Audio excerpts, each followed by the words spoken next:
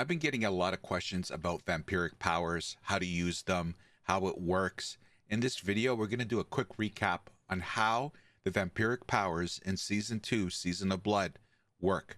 I hope you'll stick around. We'll see you on the other side.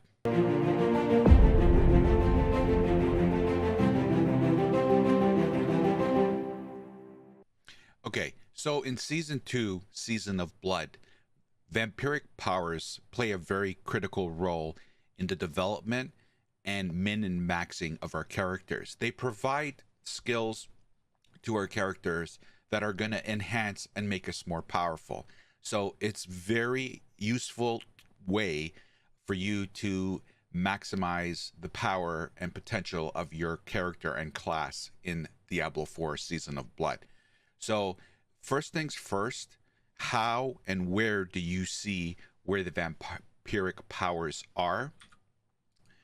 Basically, you go into your character screen, and right here on the far left of all these little tabs here is the vampiric powers tab. You click on that, and this little window displaying our vampiric powers will pop up. Now, I will take this one section at a time, and we'll start with the center, and you can immediately tell how many vampiric powers you have activated with this summary in the middle. So it'll say vampiric powers, active 5, inactive 0. So all 5, I currently have 5 vampiric powers activated right now. And the vampiric powers are displayed here in this section, and the ones that you have will be highlighted in kind of a more reddish tone, and the ones you don't have are kind of dimmed down, as you can see. And I'll try to get through this as quickly as possible. And the next thing that you have to understand is that in order to get vampiric powers, you need to have the following with packs in them. And okay, Sammy, what things do we get that will have packs on them? And there's only 5. There is the helm, the chest, the gloves, the pants, and the boots. Okay, those are the only 5 items in the game that will drop with packs granted on them. Okay, and as you can see here on my sacred unique boots, there are 3 packs on this set of boots. Okay, you'll see 2 cups, as I call them, and 1 skull. All right, and it also shows packs granted 3 of 3. So what that means is I will not be able to add any more additional packs to these boots. It's already maxed out as far as pack potential, and I'll elaborate that on a little bit more later on. Okay, so very critical. These are the only 5 pieces of equipment that will have packs on them. As you're normally just going through and advancing and leveling your character, the overworld drops. No matter what you're doing, it'll drop gear, and they will have packs granted on them. And this is how you min and max the vampiric powers, through looking at the 3 packs that are available. And the 3 packs are Ferocity, Divinity, and Eternity. And the only thing you really need to concern yourself about, as far as I'm concerned, is making sure that your 5 items that are equipped balance out in order for you to have the 5 vampiric powers that you've chosen to utilize with your character. Now, I'm not going to get into the vampiric powers themselves and the powers and what they do. There are some really, really, really good ones. But this is more about understanding how it works. Okay, so we know vampiric powers are on this tab. We know this is what tells us how many vampiric powers are active. You'll now know what um, items you'll need in order to activate your vampiric powers. We know there's 3 types of packs that influence the turning on and off of vampiric powers. And these 5 slots here are you putting the vampiric powers in this vampiric power circle, for a lack of a better term. So you get to pick and choose these powers yourself through the ones that you have. Now, how do I get these vampiric powers, Sammy? Well, you can normally just get vampiric powers just by playing the game and it dropping. So some of these vampiric powers you'll earn just by doing the game, but there's also another way, and it's more of a control from the player, getting what they want, but there's some RNG involved, and I'll explain. So if you don't want to wait for just the normal occurrence of them dropping and taking time, you can, under here, you'll see here, spend potent blood to upgrade or unlock powers. So potent blood is earned by doing this, the blood harvest. Okay, you go into these green areas, which, unlike hell tides, have a duration and they're not always on. Blood harvests are always activated in the overworld. The only thing that changes about the blood harvest event is it just changes locations. But regardless of what time you're playing or what time you're on, there will always be a blood harvest active on the map. So very easy and simple to get blood potents. Okay, so you go into this area and you just kill stuff and blood potents will drop.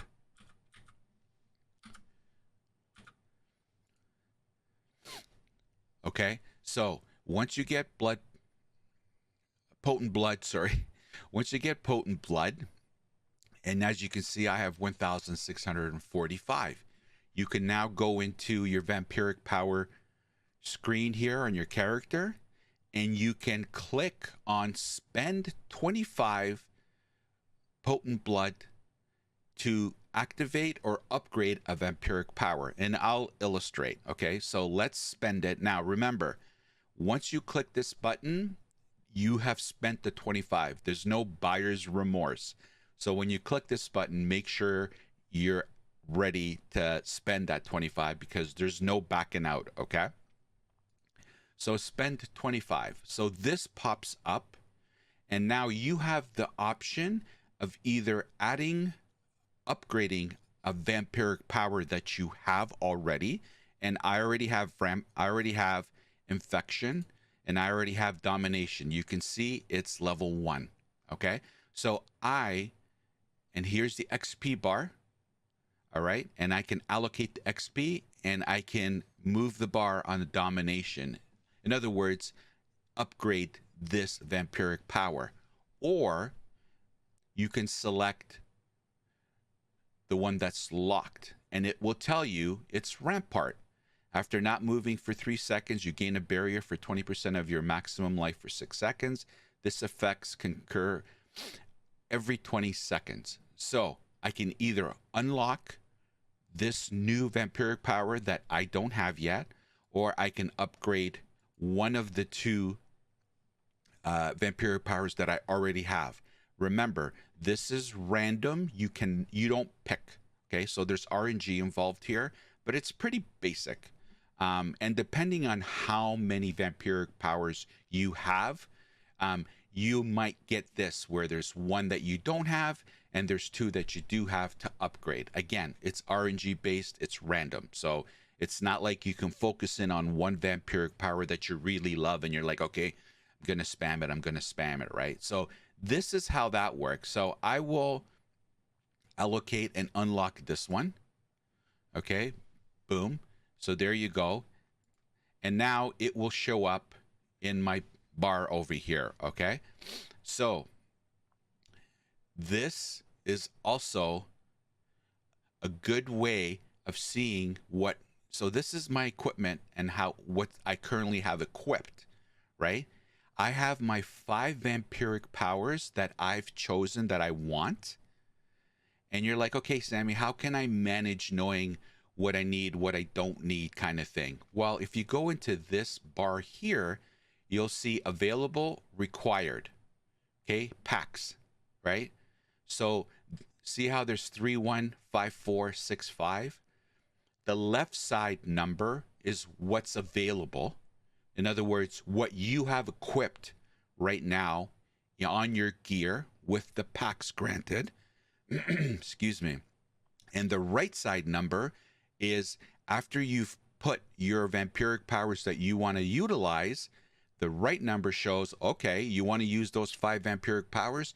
Here's what's required from a packs perspective. Okay. So for veracity, I need 1.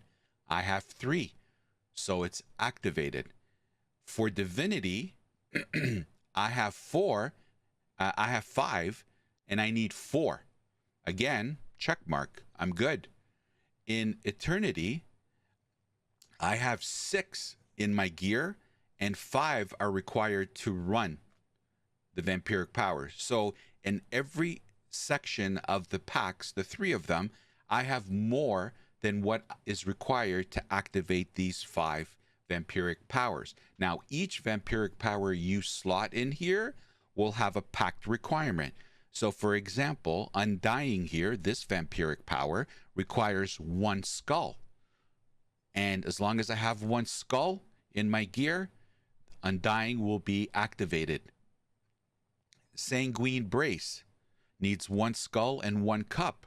I have it, so it's good. You get my point all the way around. But here is a good summary of what you need and what you have currently in your gear.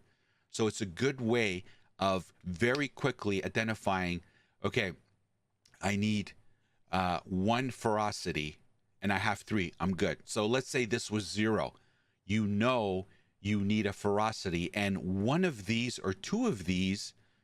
So who needs veracity? Just to demonstrate. Bingo. Here we go. So domination requires veracity. As you can see here, activation cost, 1 veracity. Okay.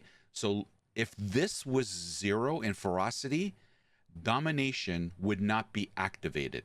Okay. So this would be 4 and 1 inactive. And see how these red lines show that they're connected? This would not be connected. So there's visuals in the game that really quickly show you, and there's many ways. Like obviously this is the quickest. It's shows you active, inactive, but also graphically the lines are connected if they're active. Okay, so that's how it works. Okay, Sammy, great. I kind of understand. Now, can I manipulate this? Can I customize? Can I influence the packs granted on my armor that's dropping? Or am I just relying on RNG and whatever packs drop on a helm, chest, gloves, pants, boots? Is that how it works? I got to rely on RNG?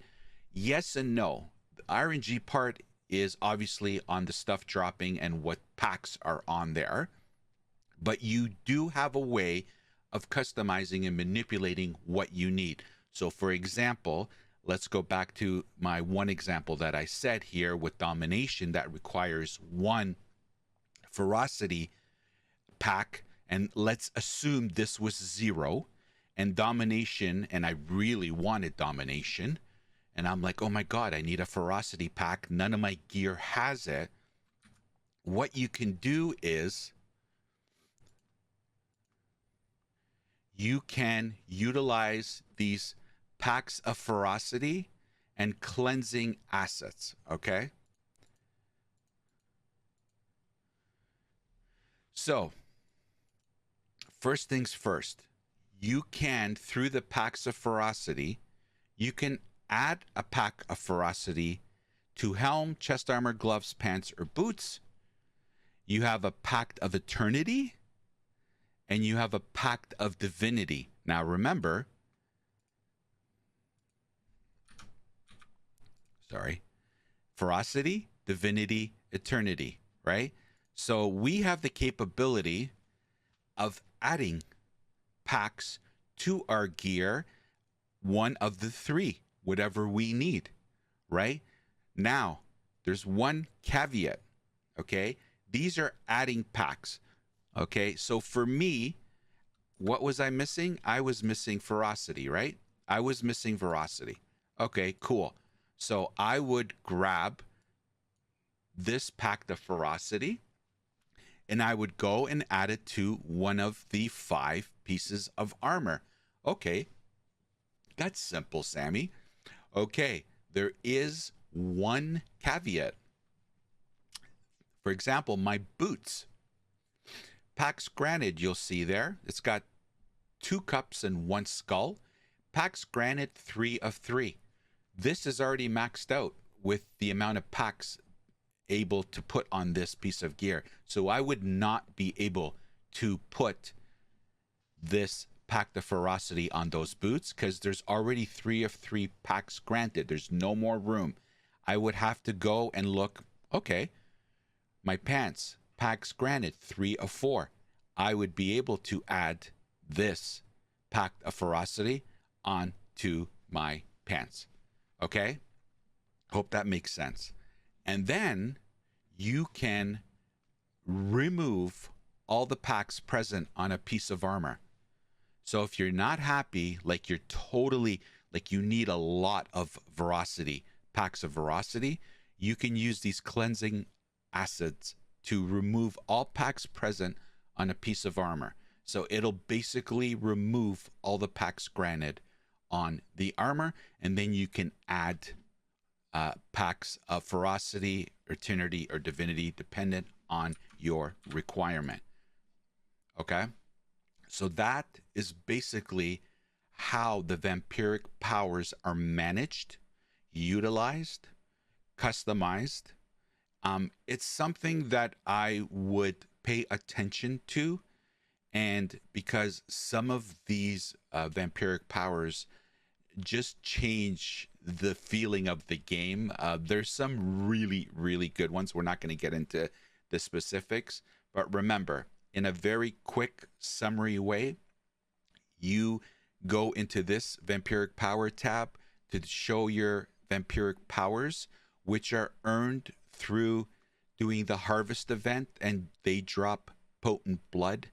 Potent blood is then used, 25 of them you can spend to either upgrade your vampiric power or get a vampiric power, and then you select from your vampiric power pool and you put it into your vampiric power wheel which ones you want activated, and then you need to make sure that the packs on these 5 gear items that drop with packs you have them in your gear so they activate the vampiric powers. That's it. All right, that'll do it, everybody. I hope you found this video informative. And for those of you that bombarded me with that question, this one's for you. I hope you enjoy it. And by the way, in regards to the harvest event, don't sleep on it. I know a lot of people are still saying, you know what? The best way to get XP is still to farm dungeons and stuff like that. I can tell you, I've been utilizing a double dipping strategy with my leveling in Season of Blood. And what do I mean by double dipping?